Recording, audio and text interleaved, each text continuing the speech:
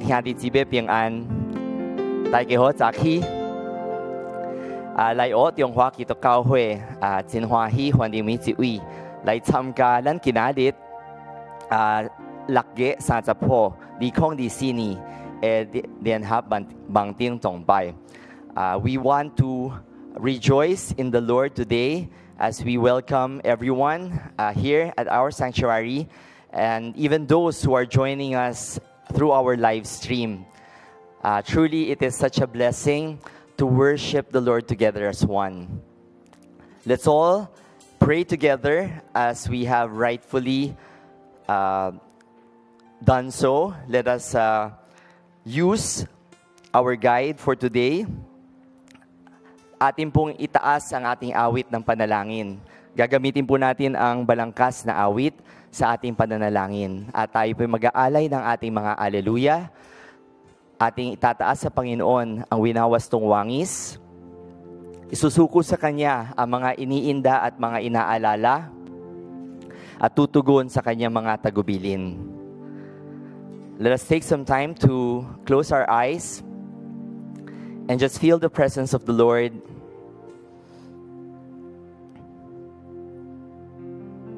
And prepare to pray.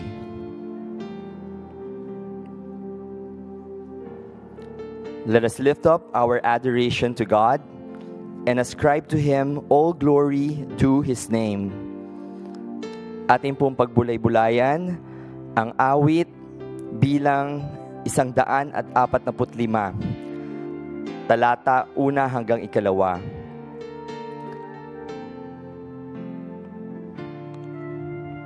Ang kadakilaan ng Diyos ko at hari aking ihahayag. Di ko titigilan magpakailanman ang magpasalamat. Pasasalamatan ko siya araw-araw. Di ako titigil ng pasasalamat magpakailanman.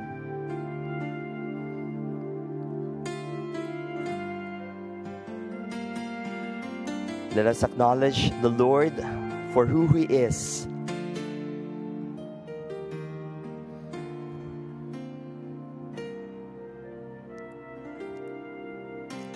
And let us count the blessings of the past week.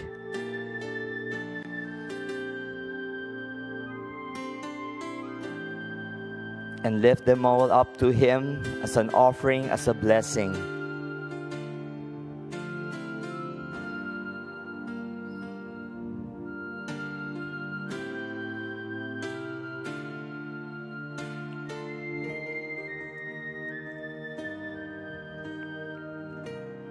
Let us continue with our wholehearted repentance for our wrongdoings and submission in true worship. Patuloy po nating ipanalangin na maging kawangis si Kristo Jesus. Ipagtapat sa Kanya ngayon ang mga pagkakasalang ating nagawa. Pagbulay-bulayan natin ang awit bilang 130, talata 3 hanggang 4. Kung ikaw ay may talaan nitong aming kasalanan, lahat kami ay tatanggap ng hatol mong nakalaan. Ngunit iyong pinatawad, kasalanan ay nilimot. Pinatawad mo nga kami upang sa iyo ay matakot. With that rightful reverence and fear of the Lord, let us come clean before Him, from whom we can hide nothing.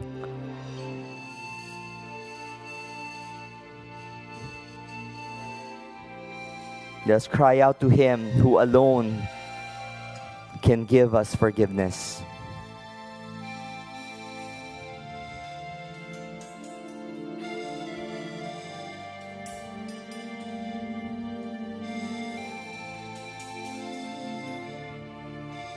Pray for that struggle, that addiction that you have been for so long trying to get out of. It's only Jesus can set us free.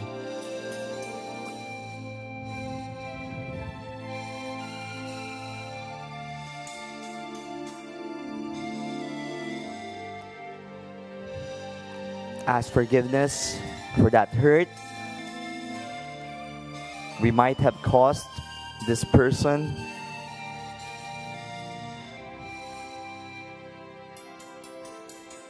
And trust God to restore everything.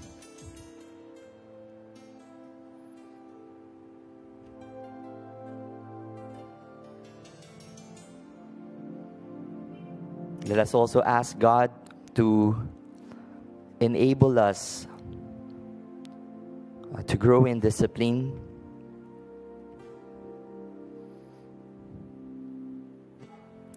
to grow in obedience,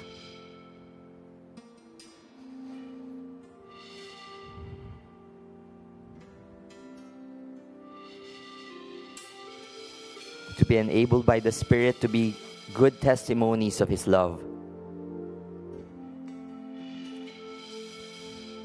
Let us ask God to take away whatever hatred, whatever negative emotion that we may be harboring for so long. Ask God to replace it with His love.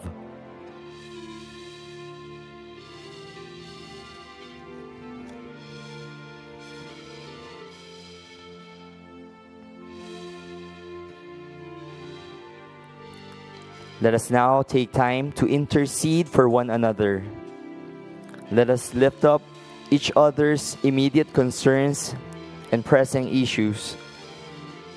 Isuko natin ang lahat ng ating iniinda at inaalala.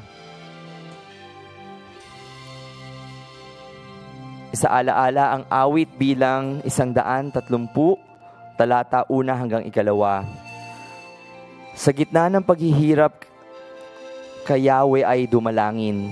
Panginoon, ako'y dinggin kapag ako'y tumataghoy. Dinggin mo ang pagtawag ko't paghingi ng iyong tulong.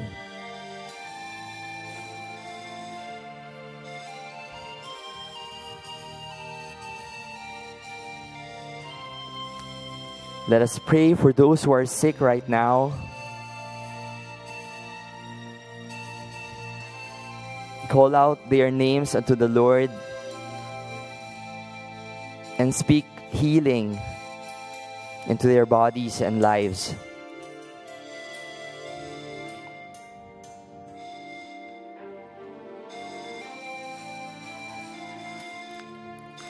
Let us pray for those who are mourning, who are grieving,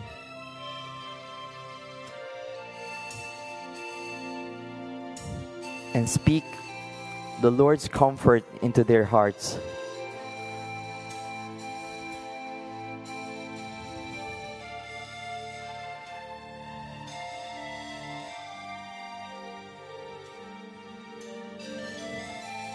Let us cry out to God for that need, for that deficit, for that unresolved issue.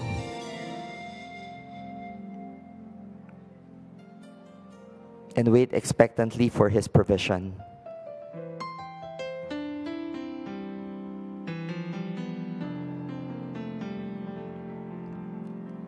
Finally, let us turn to God in obedience.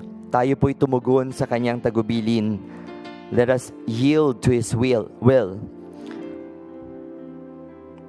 Let us ask God to be truly transformed.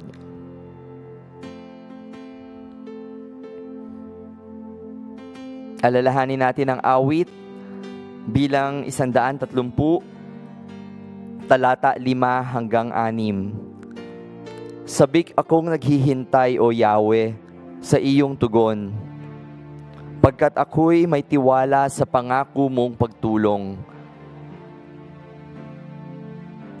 Yaring aking pananabik, Panginoon, ay higit pa sa bantay na naghihintay ng pagsapit ng umaga.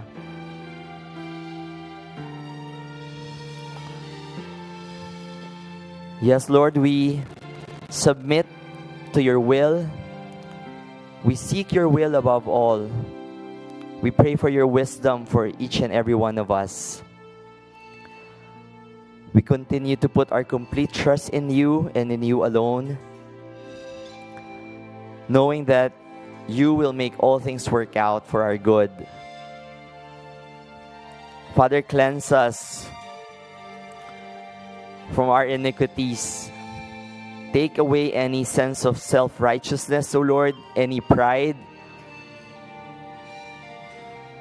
and cast out any hidden sin,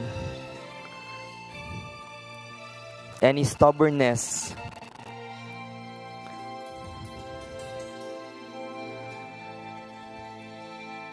and quench our desperation. Enable us to see beyond the ruins that are before us. Enable us to see the hope eternal that we have in you. We thank you for the gift of our salvation in Christ Jesus, for the promise of restoration,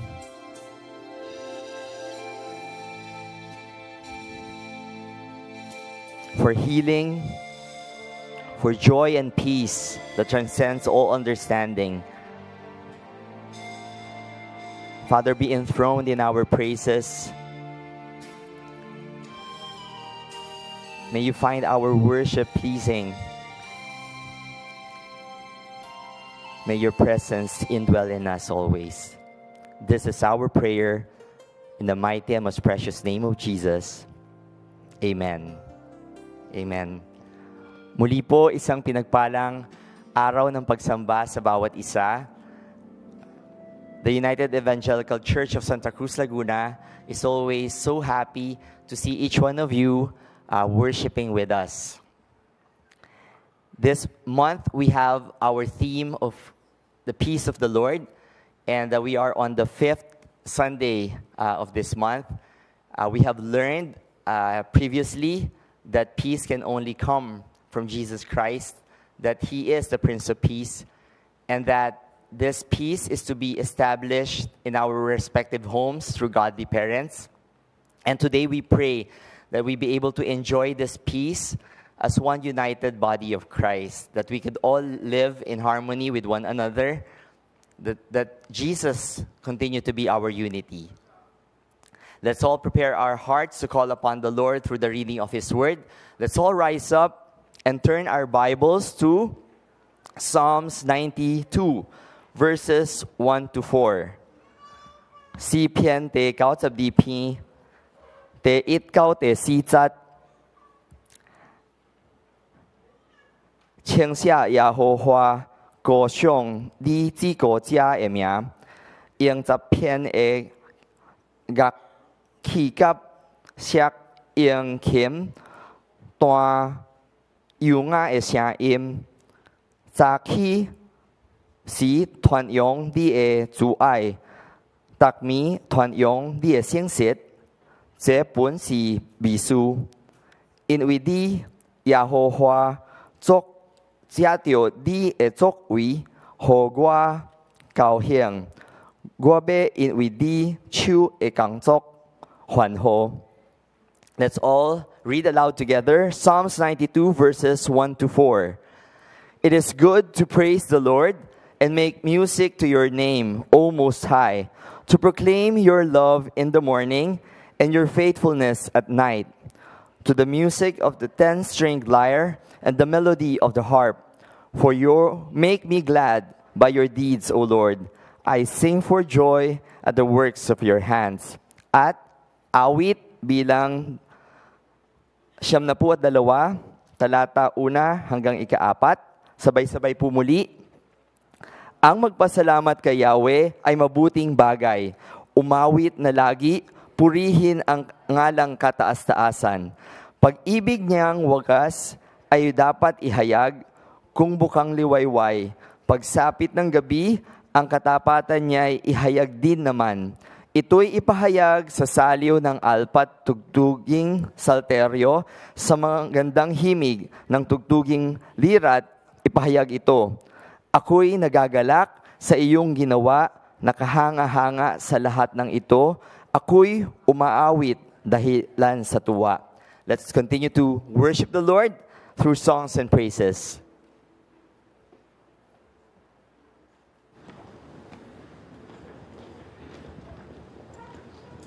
praise. Kamusta po, churchmates? It's so wonderful to be back here together in this place for the Lord. Amen po ba? Yes. And so, whether you are a first-timer or a regular worshiper, feel free to raise your hands, clap along, and just soak it all in. Let us enjoy and celebrate His presence in our lives.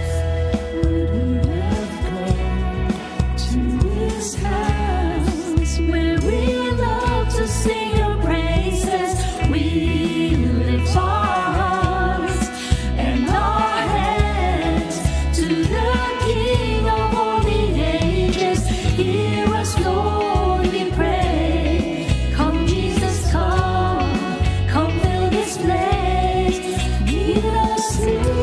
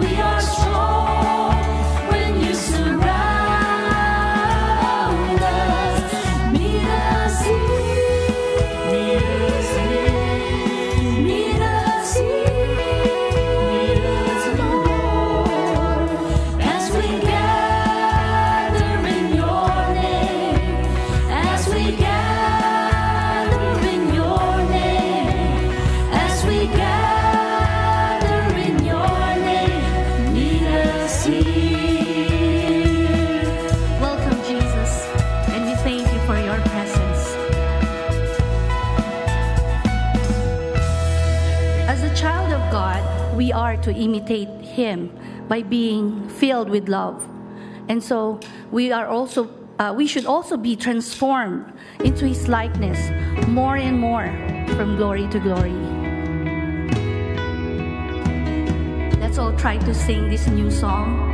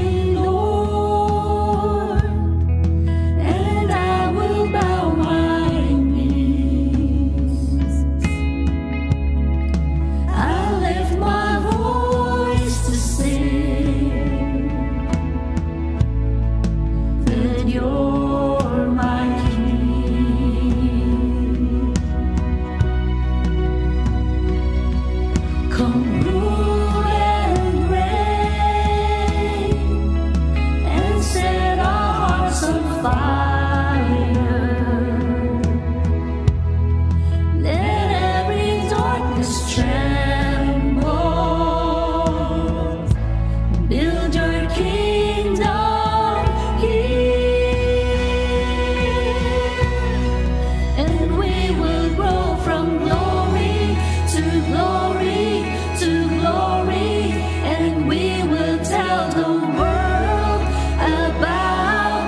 your story, and we will rise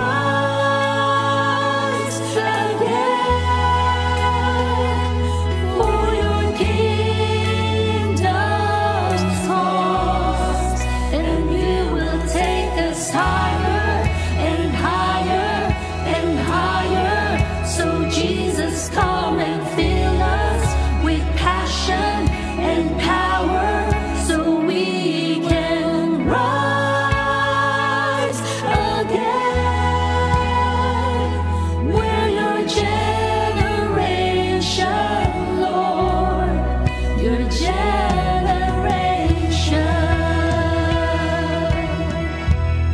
Let's repeat it one more time.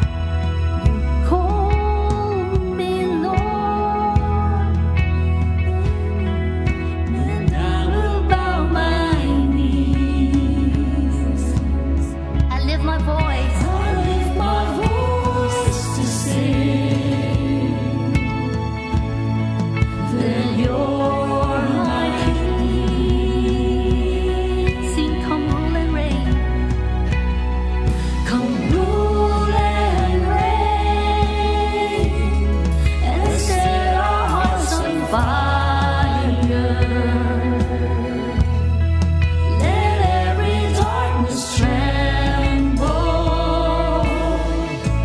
Build your kingdom here, And we will grow. and we will grow from glory to glory to glory, and we will tell the world about your story, and we will rise again for your kingdom's cause, and you will take us higher and higher and higher.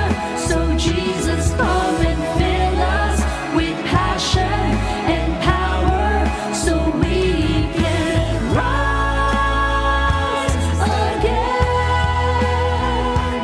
We're your generation, Lord, your generation.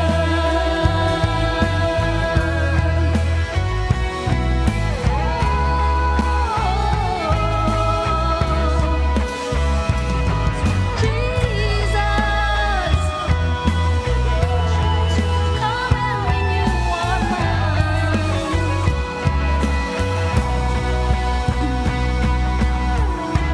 Consume me, anoint me. I know you called me to set the captives free. The walls are falling, your power releasing, our chains are breaking. So set our hearts ablaze. Consume me, anoint me. I know you called me to set the captives free. The walls are falling, your power releasing, our chains are breaking. So set our hearts ablaze. Consume me, anoint me. I know you called me to set the captives free. The walls are falling,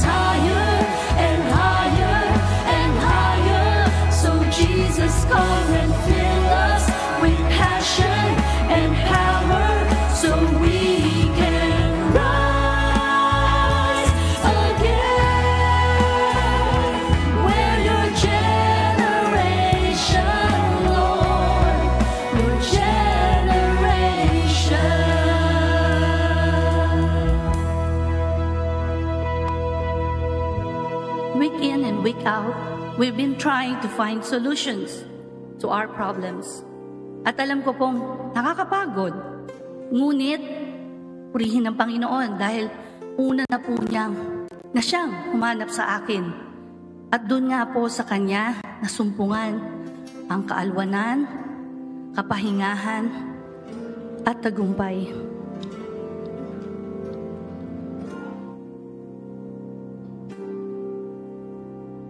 Tang你找到我，在生命十字路口，你靠近我，你拥抱我，从此你不放手。过去的种种，全然交在你手中。你医治我，你恢复我，从此我不放手。夜再黑，心再疲惫，我仰望你至上容颜。我已决定永不后退。你作为何等荣美，你的能在我心间，我愿一生紧紧跟随，我跟随你走高山到低谷，我跟随你即使荆棘漫步，纵然面对挑战也有眼泪，感到疲惫，我要挣脱尘累，永远不后悔。在你翅膀荫下，我的保护，你话语是我生命的坚固，你是不要动，只是之中永不落空，未来在你的手中，我不忘初衷。当你找到我，sabay-sabay po tayo umawit. Unang taguan, sinundo aking daan. Sa paglinga, niyayakap, ganap na tinangga. Nakalipas ko, iyong ang pinagbago. Pinipig kong pinaghilo, uhaw pinainom. Kailanman, saan pa man, abot iyong kabutihan. Pangako mo'y panghawakan. Kabangha-banghang tunay, kapangyarihang buhay, sa iyo susubaybay. Susundan ka sa pagdiriwang, susundin ka kung may agam-agam. Sa bawat binhati, pagsubok at dalamhati, sa pagmamahal mo ay magwawagi. Sa iyong piling pinag-iingatan, kung lihim do'n mararanasan ang iyong katapatan at lubos ng kaiwanan.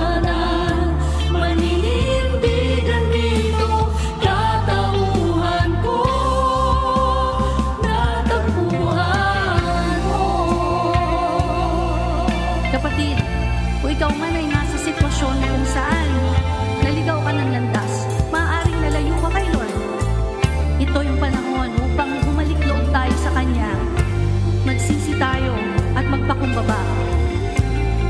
Create in us a clean heart, O Lord, and renew a right spirit within us. Susundan ka sa pagdiriwang, susundin ka kung may agam-agam,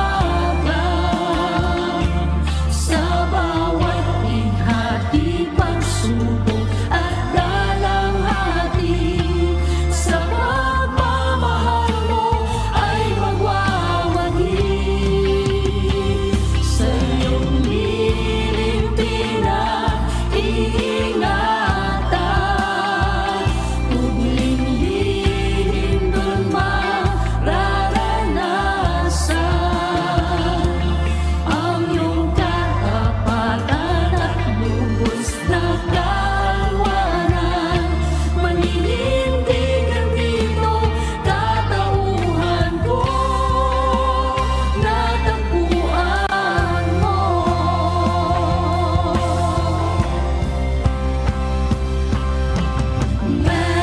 Majesty,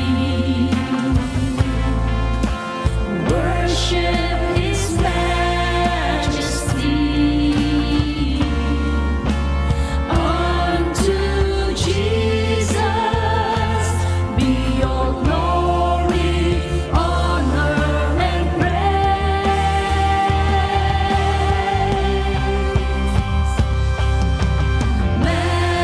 Majesty, kingdom authority, flow from His throne unto His own, His hands embrace. So exalt, lift up on high the name of Jesus. Magnify, come glorify Christ Jesus the King.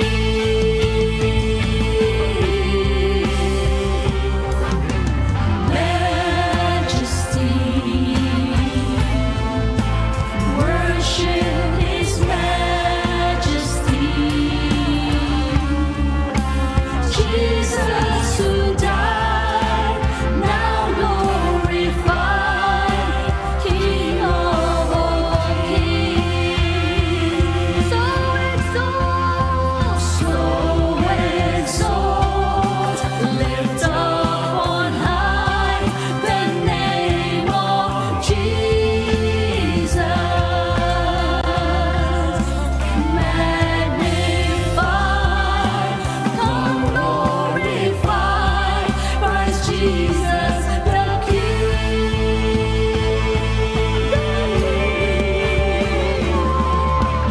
Majesty, worship His majesty. Jesus who died, now glorified. Jesus who died, now glorified. Jesus who died, now glorified, King of all kings. To you, Jesus, we give all the glory, honor, power, and praise. We surrender our everything to you, our worship, our all. Hallelujah. You may now take your seats.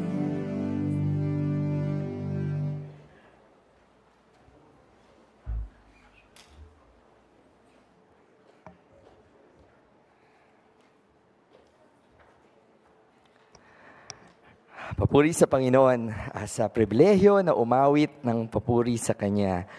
Tunay nga pong tunay na kay tamis ng pakiramdam nang sama-sama tayong umaawit. At ngayon po, bilang paghahanda sa pag-aaral ng kanyang salita, atin pong basahin muna ang unang Korinto,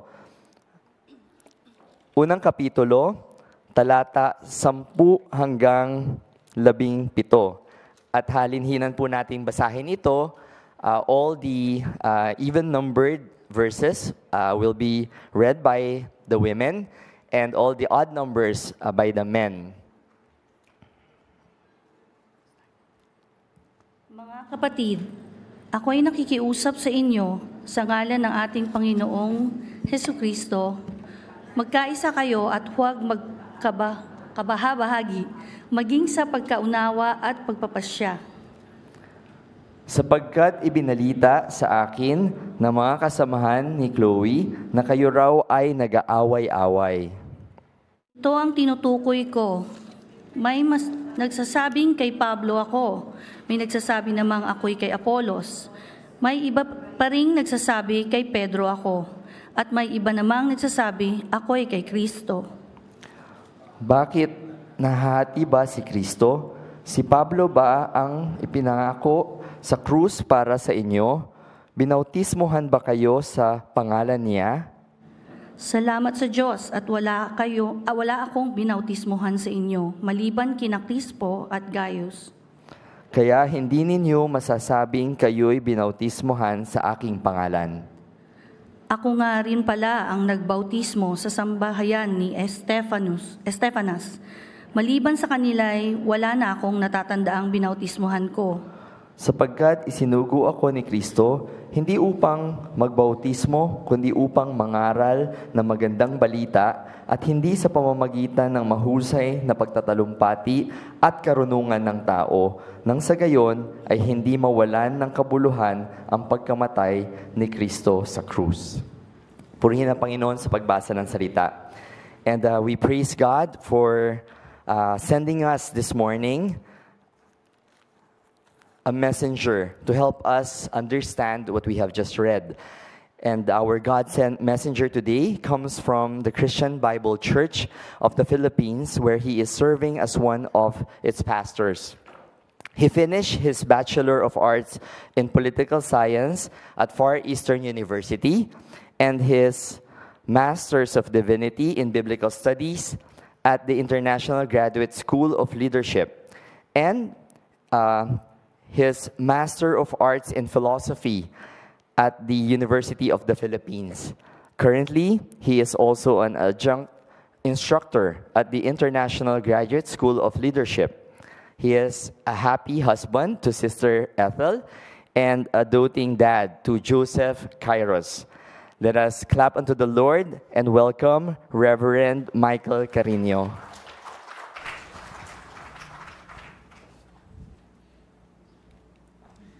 Thank you. Hotsaki, Chong Tesiho. Good morning, everyone. I'm so happy to be with you during this beautiful Sunday of worship. Ikinagagalak ko po na maging panauhing pandangal ng inyong simbahan dito sa United Evangelical Church of Santa Cruz, Laguna. Ang layo ho pala from Quezon City, ano? Pero sulit din kasi natutuwa akong makita kayo sa umagang ito.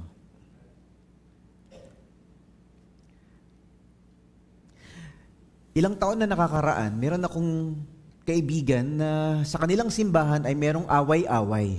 Ang gulo-gulo. They're fighting each other, there's quarreling, there are factions all over the church. Ang hirap pala talaga magpuri sa Diyos kapag hindi nagkakasundo o magkakapatid, ano? When there is quarreling, division, and fighting in the church, it's so difficult to grow. Parang gusto mo nang lumipat. Parang gusto mo nang umalis ng simbahan, ano? Bagkus itong simbahang ito, sobrang lala ng kanilang pag-aaway-away, umabot sa dimandahan. Two factions in the church, yung mga leaders nag-aaway-away, umabot sa hukuman, at ito ang sabi ng judge. Sobra ho talagang nakakahiya kasi yung judge hindi born again. Yung judge hindi mananampalataya, hindi Kristiyano. Pinatawag niya yung dalawang grupo at sinabi ng judge, di ba magkakapatid kayo sa Panginoon? Ba't di nyo na lang ayusin yan sa inyong samahan? Kaysa nag-aaway-away at nagdidimandahan kayo. Paano nga ba magkakaroon ng kapayapaan sa ating simbahan? Today, we reflected on the passage where the Apostle Paul is rebuking the Christians in the city of Corinth. Kasi ganun talaga ang sitwasyon nila. Nung nagsisimula sila bilang simbahan, ang gulo-gulo, away-away, nag-aalitan, nagyayabangan. So today, we'll talk about how do you prevent church divisions? Alam niyo po, ang Corinthians ay nababahagi sa 3 parts. The first part is about divisions in the church. Yan yung chapters 1 to 4 ng entire book of 1 Corinthians. Yung kanilang pagtatampuhan, yung kanilang yabangan, yung kanilang competitive spirit and divisive attitude. Yung second part ng buong book of Corinthians is about disorder in the church. Ito naman yung kanilang mga magugulong mga ugali, skandalo, sexual immorality, marriage scandals, lahat ng mga pinagtatalunan nila about their Christian lives. And the last part of the book of Corinthians is about doubting in the church. Ito yung kanilang mga pagtatanong tungkol sa teachings ng Bible. Totoo bang nabuhay si Jesus Christ mula sa mga patay? Totoo ba na tayo ay may pag-asa at nabubuhay muli? They're questioning the faith. And so that's the background of Corinthians. Alam nyo ba that the church in Corinth belongs to a very, very wealthy city? In other words, the church in Corinth is a wealthy church. Madaming mayayaman, madaming negosyante sa loob ng church. Marami ring mga trabahador, marami ring mga foreigner at mga migrants. Because the city of Corinth is the center of trade in the nation of Greece. The city of Corinth is also the center of business, is the center of prosperity. Talagang mayamang bayan ang Corinth. It's the center of religion. Ang daming religion, ang daming mga templo. But it's also the center of immorality. In fact, to be identified as a Corinthian is to be synonymous with immorality. Pag sinabing, taga-Korinto ka ba? Nako, siguro marami kang kabit. Taga-Korinto ka ano? Siguro magulo ang buhay mo at puro bisyo ang buhay mo. In fact, today, when you label someone as someone who is Corinthianizing or to Corinthianize means to live an unethical life, an immoral life, and a life of impurity. Kaya yung church in Corinth, medyo nakakapasok sa kanilang simbahan yung mga ganitong pag-uugali. Yung puro pera ang iniisip, nakapasok sa church. Yung puro sexual immorality ang iniisip, puro kalaswaan ang iniisip, nakapasok sa church. Yung puro yabangan ang iniisip, medal dito, trophy doon, championship dito, championship doon, pagandahan ng sasakyan at pagandahan ng bahay, palakihan ng negosyo, nakapasok sa church. Kaya, when the Apostle Paul was writing this letter to them, puro sabunang walang banlawan talaga. Sinisermonan niya talaga sila. Oy, umayos kayo. Kayo ay binili na ni Kristo. Ibahin ninyo ang ugali ninyo. And that is why we will talk about chapter 1. It's about their divisions, yung kanilang away-away. The whole month in your church is the theme about peace. Paano nga ba magkakaroon ng kapayapaan sa ating buhay? Ito'y dahil sa Panginoon. Pero paano magkakaroon ng kapayapaan sa simbahan? Yung mga tayo nagmamahalan, nagpaparaya, nagpapatawaran, at nagkakaroon ng kapayapaan, ay kung ang Panginoong Jesus ang sentro ng ating simbahan. Tandaan nyo to, bilang mga sinners, saved by grace, because of the cross, we can have unity in the church because of the love, the grace, the wisdom, and the power we have in Christ. Yun talaga ang susi, ano? Yung pag-ibig ni Kristo, yung kapangyarihan ni Kristo, yung kapayapaan ni Kristo. Ay, brother, wag ka na magtampo sa akin. Patawarin mo na ako, kapatid. Ayan. Ito daw yung ginagawa ng Panginoon sa ating mga buhay. Yung bang tinamaan ng ego mo, pero nagpapatawad ka pa din. The good news that we are forgiven and accepted by God, it can heal all church divisions. That's chapter 1 of 1 Corinthians.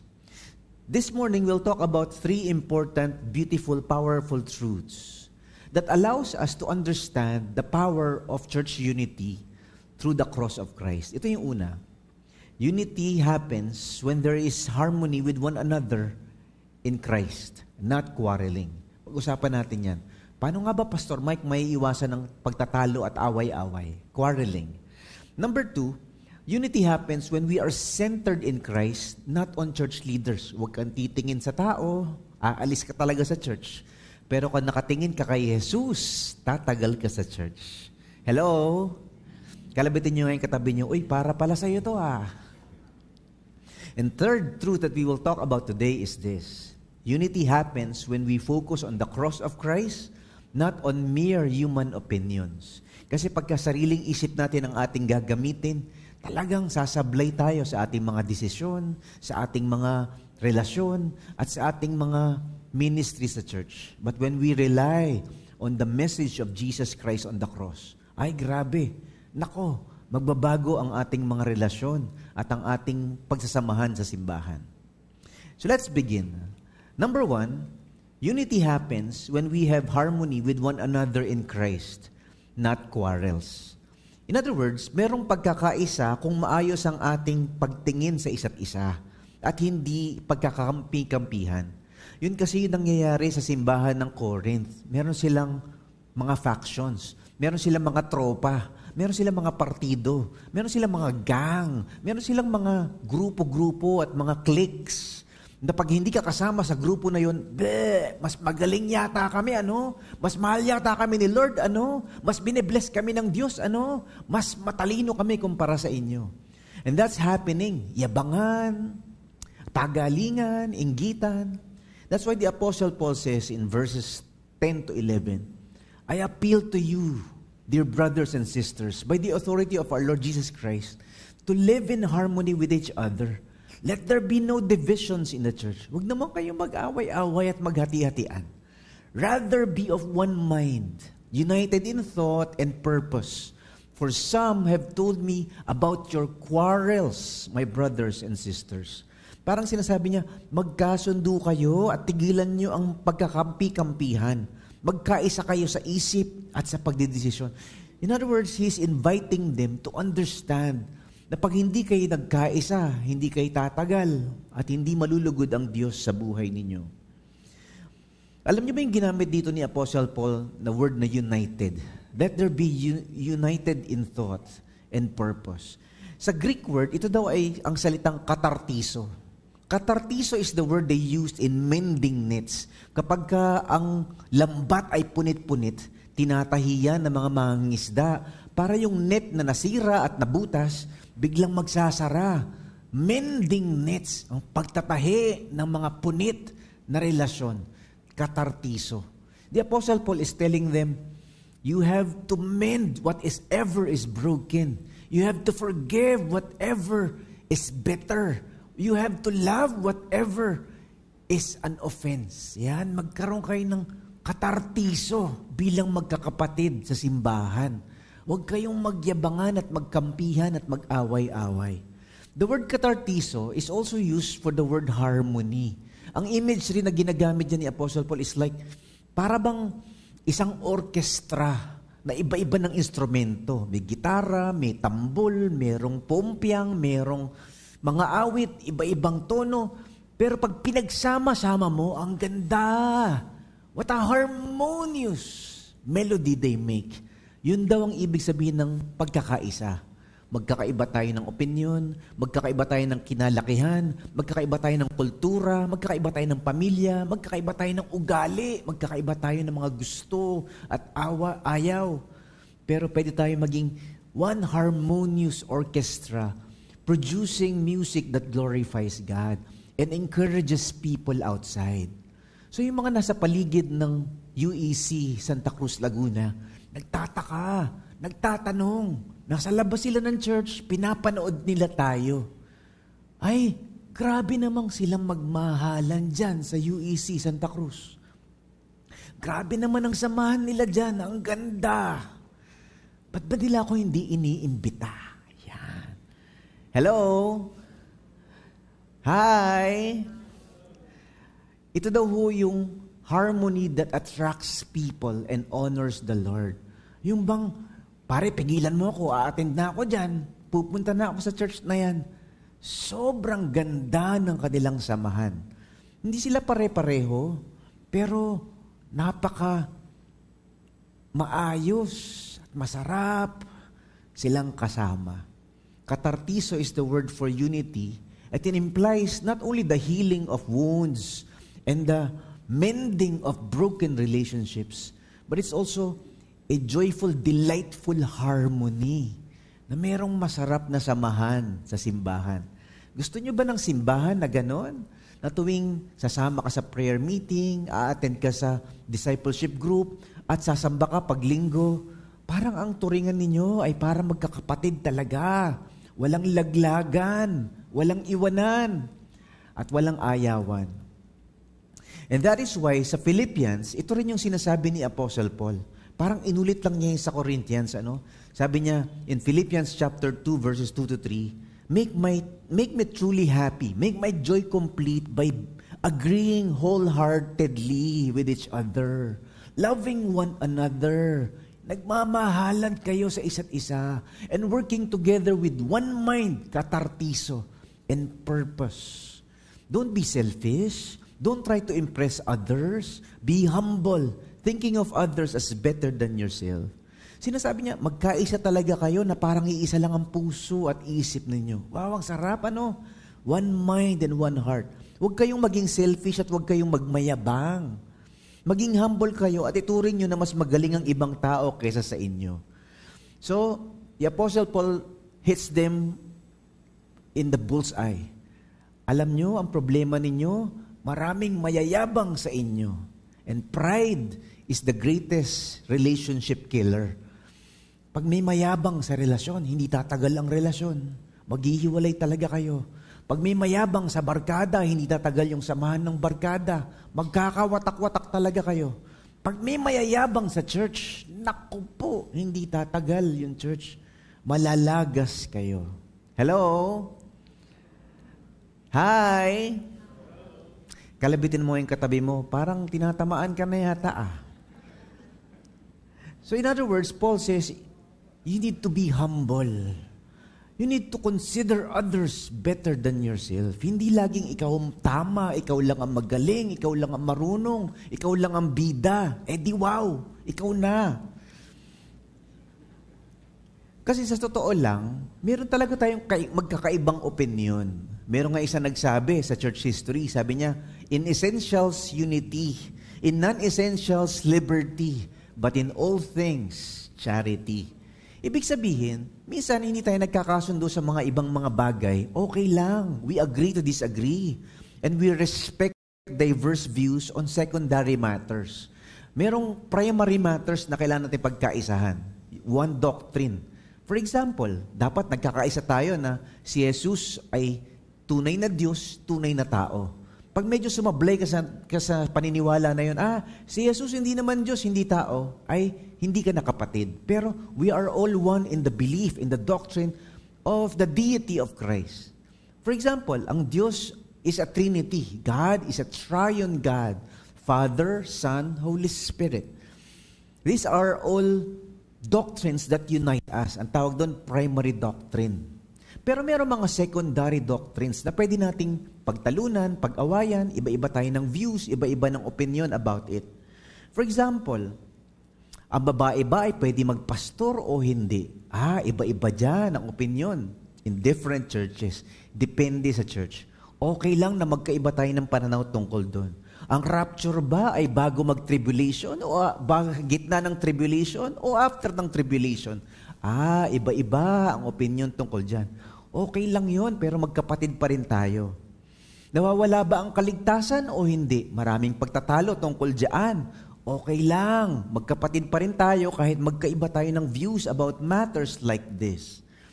Pwede bang kumanta ng rock music, the Christian ang content? O kailangan puro hymns at saka old music lang? Or dapat bang iboto si Toot? O kailangan iboto si Toot? Hindi natin alam. Iba-iba ng binoboto ang Kristiyano. Huwag kayong magbardagulan. Magkapatid pa rin tayo kahit yung binoto ko ay hindi yun yung kandidato mo. Hello? Nung nakaraang eleksyon, maraming umalis ng church kasi yung kandidato nila ay hindi nyo binoto. Huwag namang ganon. Yun ang sinasabi ni Apostle Paul. Na tayo daw ay may mga hindi pinagsasang-ayunan ng mga bagay-bagay, pero pwede pa rin tayong magkaisa. So that's the first truth that the Apostle Paul is inviting us today. How do you prevent church divisions? Is when there is harmony, when there is katartiso among believers instead of quarreling. Ito naman yung pangalawa. Apostle Paul is saying, unity happens when we are centered on Christ. Nakatingin ka sa Panginoong Yesus, hindi sa leader, hindi sa pastor, hindi sa tao. We're centered on Christ, not on church leaders. Kumbaga, magkakaroon ng pagkakaisa kung nakatingin tayo kay Kristo at hindi sa mga leader ng simbahan. Tingnan niyo to. Verse 12 to 13, he says, some of you are saying, kay Apostle Paul ako. I follow Apollos. Or I follow Peter. Kumbaga, meron silang kampi-kampihan. Ay, kay pastor ganito ako. Ay, kay bokso ganito ako. Ay, kay elder ganito ako kakampi. Ako ay tagasunod ni deacon ganito. Hati-hati daw sila. Yung iba naman, wala kayo sa akin. Mas matindi ako. Ako, kay Jesus ako. Bleh. So, parang puro sila yabangan, pagalingan, pataasan ng bangko. Sabi ni Apostle Paul, has Christ been divided into factions? Nahati-hati na ba si Kristo? Was I, Paul, crucified? Namatay ba ako sa krus para sa inyo? Bakit ba may kumakampi sa akin? Were any of you baptized in the name of Paul? Of course not. Tindi, no? Galit na galit si Apostle Paul. Ano ba kayo? Para kayong mga grade 10 kampi-kampihan. Lahat naman tayo kay Kristo. Lahat naman tayo mahal ng Panginoon. So the church in Corinth, instead of creating harmony, they're creating factions. Dito ba sa church ninyo, meron din ganyan? Naku, sa lahat ng church merong ganyan. Kasi, sa totoo lang, okay din naman na meron tayong favorite teacher. Favorite ko yan. Sino bang teacher ng Sunday school ngayon? Favorite teacher ko yan. Pag ibang teacher this Sunday, tutulog muna ako. Or sino bang magsasermon sa linggo? Sino bang preacher natin sa linggo? Gusto ko yan. Tagasunod ako niyan. Follower ako niyan. Normal naman yun. Na meron tayo mga preferred pastors, meron tayo mga authors that have improved our faith, meron tayong mga teachers that allowed us to grow spiritually, yung sarap-sarap namang matuto sa kanilang mga pagtuturo. That's not bad. That's normal for human beings. Ang sinasabi ni Apostle Paul ay pagka nagyabang ka na.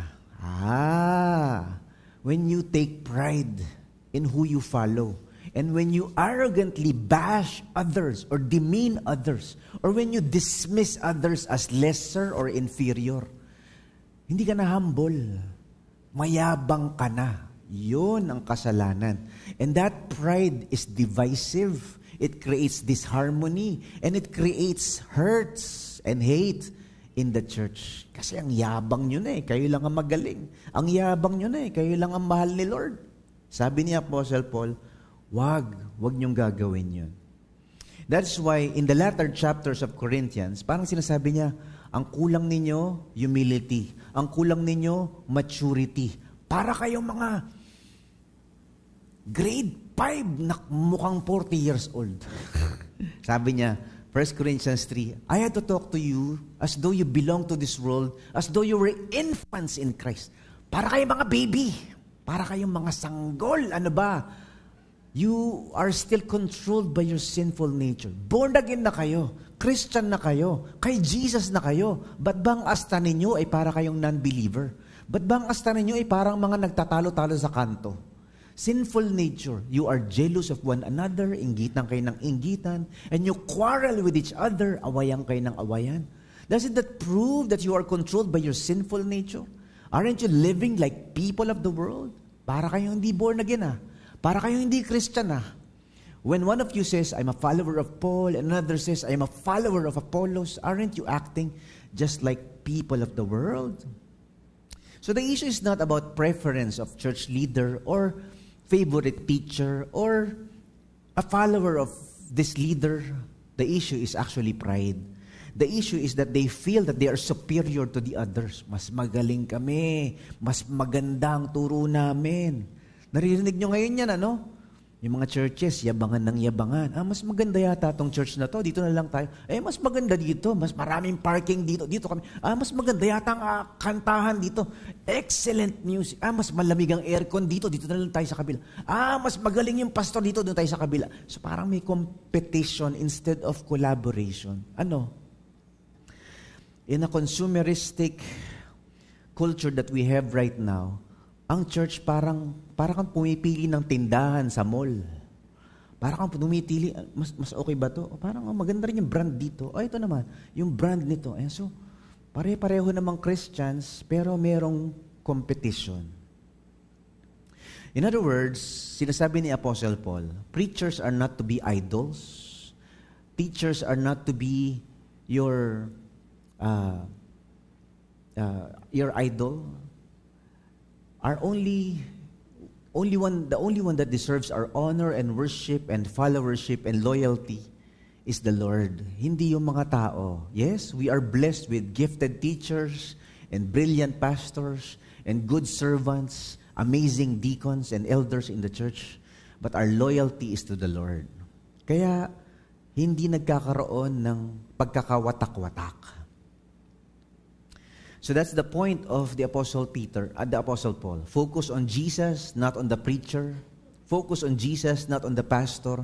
Kasi yung mga pastor natin, nagkakamali yan. Masasaktan ka. Ma-offend ka. Ganun pala si pastor. Lahat kinamayan, ako nakalimutan kamayan. Hindi na ako atin ng church. Siyempre, tao yan nagkakamali. Ganun pala si deacon. Ano ba yan? Hindi na ako mag-church. And so, when we do that, we are not in love with the Lord, we're in love with the leaders. Narinig niyo na ba yung kwento ng isang sundalo na iniwan niya yung asawa niya dahil kailangan niya lumaban sa gera? So, nag-iiyakan sila kasi bagong kasal lang sila. Bagong boyfriend and girlfriend lang sila. At gusto na nila magpakasal kaya nagkaroon ng gera. So, this soldier went to a faraway place to fight the war. So, to keep their relationship alive, noong mga panahon yun, wala pang Telegram, tsaka wala pang Viber, tsaka wala pang Messenger, at wala pang internet. So, sumusulat sila. Yes, sa mga millennials and Gen Z, may panahon sa kasaysayan ng mundo na kailangan mong sumulat using an ink and a pen and a paper. Tapos ini-sprayan ng pabango. Para nakaka-inlove. Tapos mag-aantay ka ng 3 araw, 5 araw, bago makarating yung sulat. Ngayon, 5 seconds, tanggap mo na yung message, di ba? So there was a time like that, they were writing letters to each other. And so yung soldier na to, para hindi mawala yung pagmamahal nilang isang mag-boyfriend at mag-girlfriend, sumusulat siya every week sa girlfriend niya. So yung babae, natatanggap yung kanyang sulat, pinapadala ng kartero. Yes, there was a person who handles your message. We call them the postman. Ayan, di ba? Yung kartero. So, excited yung babae, makita yung kartero. Sir, meron na bang sulat? Meron po kayong sulat, ma'am. Ayan, so, wow, nakaka-inlove naman. Lahat ng mga sinasabing romantic words, sweet letters, nakaka-inlove. So, yung babae, in love sa mga sulat ng kanyang boyfriend. After some time, umuwi na from the war yung sundalong ito at excited siya makita yung girlfriend niya, yung kanyang fiancé. Papakasalan ko na yung matagal kong sinusulatan. Pag uwi niya sa kanilang baryo, sa kanilang barangay, wala na doon yung girlfriend niya. At may nakapagsabi, ay, hindi mo ba alam? Hindi ka ba inimbatahan? Kinasal na. Kasal na siya. At nadurog ang kanyang puso, umiiyak siya. Bakit siya nagpakasal sa iba? Sinong pinakasalan niya? Yung kartero. Nakaka-inlove kasi.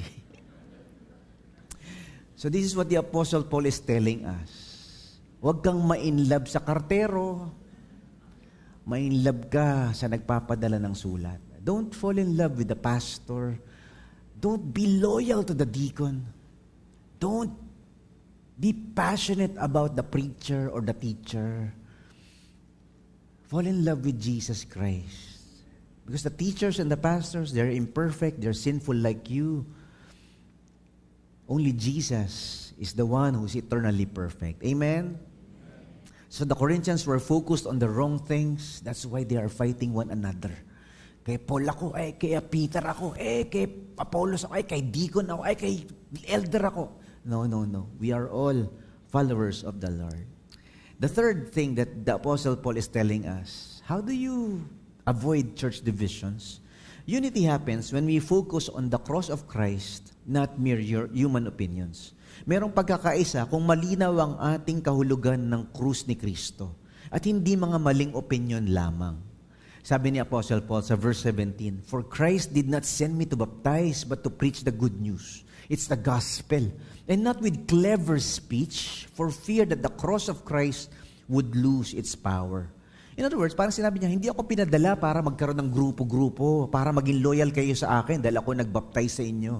Pinadala ako ng Panginoon dito para maging malinaw sa inyo ang ibig sabihin ng good news, ang ibig sabihin ng gospel, ang ibig sabihin ng krus, at bakit namatay si Jesus para sa atin. Naalala niyo nung si Jesus nakapako sa krus at siya'y naghihingalo at siya'y punong-puno ng dugo at pawis at luha at grabe. Siya'y dinuraan, siya'y minura, siya'y pinahiya, siya'y hinubaran, siya'y binugbog, siya'y sinaktan, at siya ngayon ay duguan. Kumbaga, kung tayo mga tao hindi natin naiintindihan yung krus, parang, Lord, nako, sabihin mo lang, isang pitik lang ng Panginoon, kikidatan lahat ng mga taong nagpako sa Kanya sa krus. Lilindol, kakainin ng lupa lahat ng mga Romano at mga Hudyo na nagpapatay kay Jesus. But instead, Jesus did not do that. Kasi that's the human thing to do . Pag sinapak ka, sapakin mo rin. Pag inisahan ka, isahan mo rin. Pag iniskam ka, gantihan mo. And so how do you avoid divisions in the church? You look at the cross. Jesus was hanging on the cross and He says, "Father, forgive them." Ama, patawarin mo sila. So when your brother or your sister in Christ slanders you, Lord, forgive. Yung kasama mo sa church, chinismis ka, sinaktan yung anak mo, Father, forgive them. Yung simbahan, hindi ka pinapansin, hindi ka pinapahalagan, Father, forgive. That's the message of the cross. Nag-aaway-away kayo sa church. Nagkakaroon ng tampuhan. Sakit ha? Lord, sakit na. Gaganti na ako. Ano ba? Father, forgive them. That's the message of the cross. So Paul invites us to understand, pag naiintindihan nyo ang krus, magpapatawad ka kahit masakit. Magmamahal ka kahit masakit. Magpaparaya ka. Maglilingkod ka. Kahit walang makapansin. Bibigay ka kahit wala mag-thank you. And that's the cross. Problema sa atin kasi, parang mga Corinthians, uy, laki ng donate ko. Wala yung pangalan ko doon ha? Umuusok ang ilong mo. Uy, dinonate ko yan ba't wala na? Nilagay na sa stock room yung dinonate. Umuusok ang ilong mo. Hindi ka nasama doon sa listahan ng mga dapat isama. Hindi ka napansin, hindi na bigyan ng ribbon yung anak mo. Ano ba? But the message of the cross allows us to suffer even when it's painful, to sacrifice because of love, to serve even when it hurts. So the Apostle Paul says, you need to understand this good news, the gospel. Ano ba ang gospel? Ano ba yung good news, Pastor Mike? Well, it's the message of the love of God for all sinners. Lahat ng makasalanan, mahal ng Diyos. Pinadala niya si Jesus upang mamatay para sa ating mga kasalanan. Pinatawad ako ng Diyos, pare, pinapatawad na kita. Minahal ako ni Lord. Minamahal kita kahit masakit. Kasi kung wala daw itong pagmamahal ng Diyos, maghihiwalay kayo . Kung wala yung pagmamahal ng Diyos, ako, itong anak mong itatakwil mo kulit . Kung wala yung pagmamahal ni Lord, nako, lilipat ka ng church. Kasi yung mga member ng church, mga makasalanan, tulad mo. Talaga mag-aaway-away kayo. Totoo magkakasakitan kayo because we are imperfect human beings starving for the grace of God. And so that's the Apostle Paul bringing us back to the good news. Naalala mo, pinatawad ka ng Diyos. Hindi ka karapat-dapat. Binigyan ka ng Diyos ng awa. Yung kapatid mo, ang liit-liit ng utang sa'yo, hindi mo patawad. Sandamakmak ang utang mo sa Diyos, binura niya sa krus. Yung kapatid mo, ang liit-liit ng ginawa sa'yo, hindi mo patawad. Hello? Galit na yata kayo sa akin, Kalabitin nyo nga nasarap. Kalabitin nyo. Alam mo na. Pagmamahal, pagkapatawad, pagkaparaya, paglilingkod, kahit masakit, kahit mahirap. And that is what keeps the church united. Tandaan nyo to. As sinners saved by grace because of the cross, we can have unity in the church. Hindi dahil magaling tayo, hindi dahil matalino tayo, hindi dahil mayaman tayo. We can have unity in the church because of the love, the grace, the wisdom, and the power that we have in Christ. It's the message of the cross. Kung wala si Kristo, maghihiwalay talaga tayo. But the good news that we are forgiven and accepted by God, it can heal all church divisions. So today we talked about 3 powerful truths in 1 Corinthians chapter 1. How does unity happen? How does peaceful, harmonious relationship among fellow believers in the church happen? Paano nga ba nagkakaroon ng kapayapaan sa simbahan? Number 1, when we choose harmony, katartiso, more than quarreling. Hindi yabangan, inggitan at pagalingan. When we are centered on Christ, nakatingin ka sa Panginoon, hindi sa tao. Kasi pag sa tao ka nakatingin, matitisod ka, magkakasala ka, magyayabang ka, o may insecure ka. Number 3, we are focused on the cross of Christ, not mere human opinions. Ang krus ni Kristo, ang mensahe na nagbabago ng ating mga buhay. Pinatawad ka ng Diyos, magpatawad ka. Minahal ka ni Lord, magmahal ka. Kahit inaaway ka, kahit sinasaktan ka. And that is the message of the cross. Let's all stand as we pray. Tayo pong lahat ay tumayo, tayo ay manalangin. Salamat po, Panginoong Yesus, sa araw na ito, sa iyong mensahe para sa amin. Na Panginoon, kailangan po namin magkaisa bilang simbahan. That the only way that we can have peace in our relationships in the church, that the only way we can have harmony and loving relationships in the church is when we are centered on Christ. When we understand the message of the cross, when we come, Lord, focusing, Lord God, on your grace, on your mercy, on your love, so that we can forgive those who hurt us, so that we can love those who hate us, so that we can serve even those who do not appreciate us. Tulungan mo po kami, Ama, magpatawad, maglingkod, magmahal, magparaya, kahit masakit, kahit mahirap. For the sake of your church, magtitiis kami, magmamahalang kami, magpapakumbaba kami, and for the honor of your name. Lord, dalangin ko po na hilumin mo po ang bawat sugat na kailangan ng pagkapatawad at paghihilom. Magkabalikan nawa ang mga nagtatampuhan at hindi nagpapansinan at merong alitan. Magkaroon po nawa ng reconciliation and forgiveness for every family, for every marriage, for every relationship, for every church mate, for every friend, every brother and sister in Christ. Lord, pagpalain mo nga ang UEC Santa Cruz, Laguna, na sila po ay maging simbahan na nagkakaisa, nagmamahalan, nagpapatawaran, magkakaiba man po ng pinanggalingan, magkakaiba man po ng kinalakihan, magkakaiba man ng opinyon at mga pananaw, iisa kami sa Panginoon, iisa kami kay Kristo. Lord, thank you, Lord. You are doing something good in this church because you are doing something great in our lives. Amen. Amen.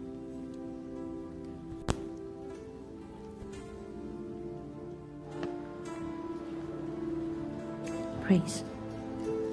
Allow me to just share a verse that I've learned this week from one of my devotions. Feeling ko lang kasi timing siya. It's in Colossians 3, verse 15, and it says, "And let the peace that comes from Christ rule in our hearts. For as one body, we are called to live in peace and always be thankful." And so, let Jesus be our unity, UEC. Shall we all sing?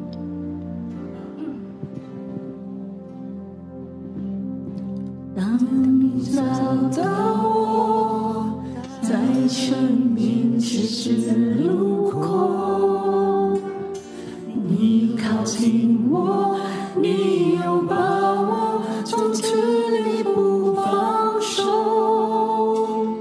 过去的种种，全然交在你手中。你是我。你恢复我，从此我不放手。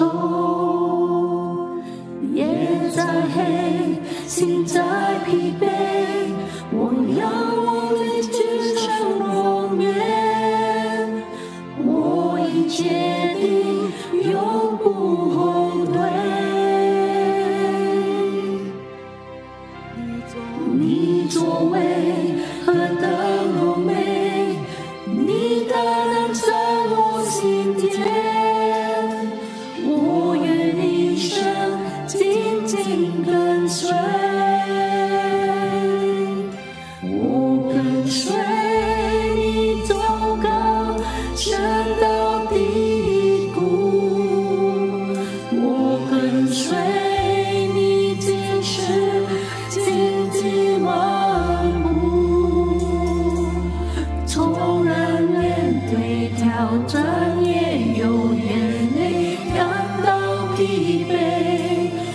我要挣脱的泪，永远不后悔。在你翅膀底下，我的保护，你话语是我生命的坚固。你也是不要动，只是自重，永不落空。未来在你的手中，我不忘初衷。当你找到我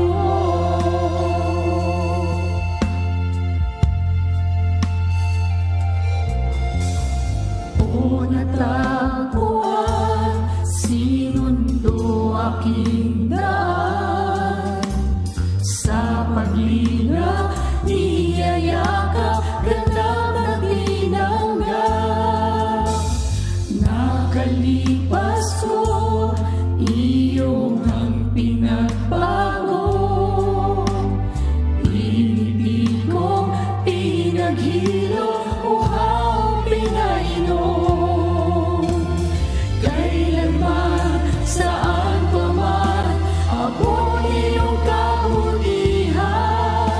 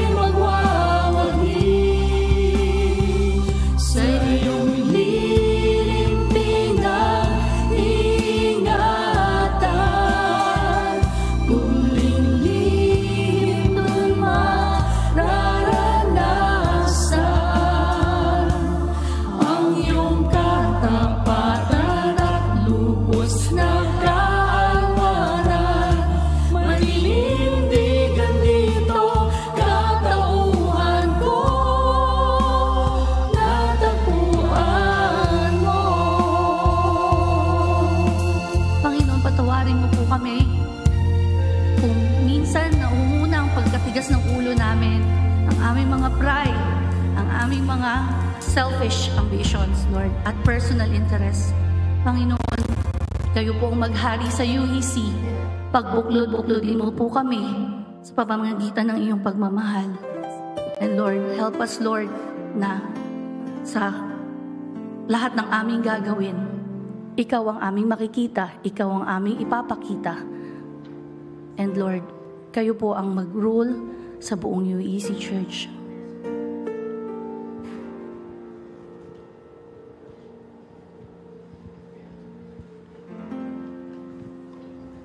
Saglit po tayo magsiupo.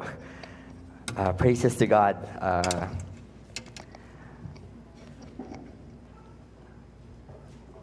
Were you blessed by the message this morning? Hello po. Hi. Hi, UEC. We're truly blessed that God sent today's messenger, Reverend Carino. Maraming salamat po because truly we have been reminded that Jesus is our unity. Yun lang po talaga yung paraan no? Jesus is our peace. And Jesus is the only thing that can make us unite. No? All of us are sinners. Kadali nga po nating punahin ang mali sa kapwa natin. But we are no different. And we can really boast about nothing other than the Christ that we now have in our hearts.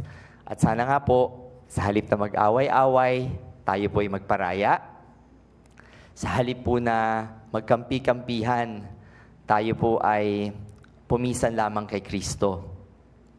At sa halip po na ipagkait ang kapatawaran, igawad po natin ito kung paano po natin ito so undeservingly have received from our Lord Jesus Christ.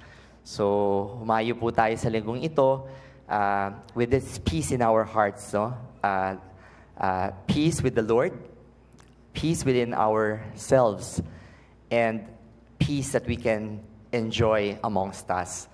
Sana nga po yung kanina, gusto ko yung sinabi ni Pastor kanina, no? Sana yung mga tao sa paligid natin, napapansin how we can be united in Christ, how the impossible, no, in the world, in the fallen world, is made possible only through Christ. At sana po maging ganun ka-powerful yung testimony natin bilang isang pamilya, no? Sana yung pangalan natin, no, United Evangelical Church, sana po ay maipamuhay natin. Kasi po, ito po talaga yung magpapakilala kay Kristo Jesus sa iba. Maraming salamat po. Praises to God for this beautiful reminder this morning. Shall all rise up as we sing our doxology?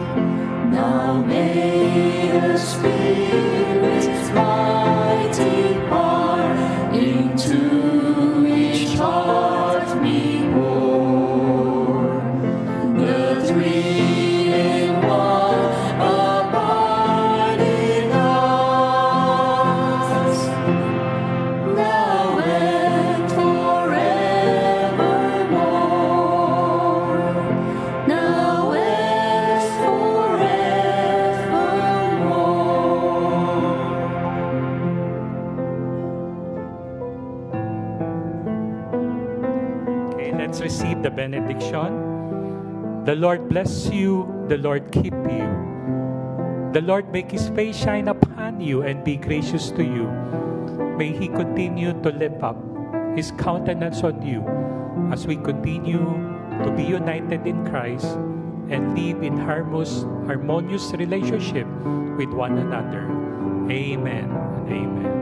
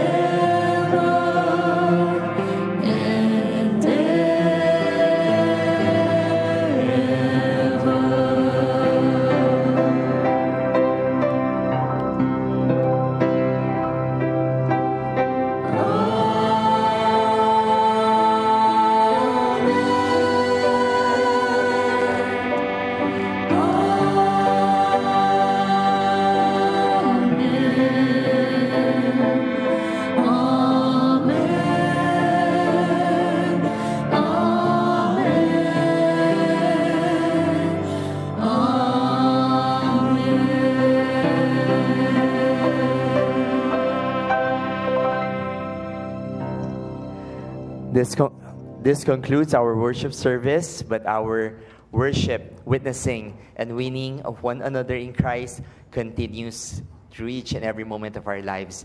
Humayo po tayo sa langgong ito with the peace of our Lord. God bless. Mag-Kristomustahan po tayo bago umalis.